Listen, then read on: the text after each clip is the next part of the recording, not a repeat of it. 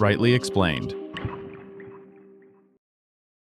Ever wondered what actually happens when you sneeze? Here's the deal. A sneeze starts when tiny particles, like dust or pollen, irritate your nose. Your brain sends a signal, your chest muscles tighten, your eyes close, and then, boom. You blast air out at up to 160 kilometers per hour to clear your airways. But here's the weird part. People say your heart stops when you sneeze. What's really happening? When you sneeze, the sudden pressure in your chest changes your blood flow.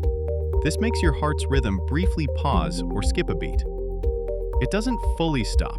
It's just a tiny reset your body can easily handle. So, sneezing is basically your body's way of cleaning house, while your heart takes a mini hiccup before carrying on. Cool, right? Rightly explained.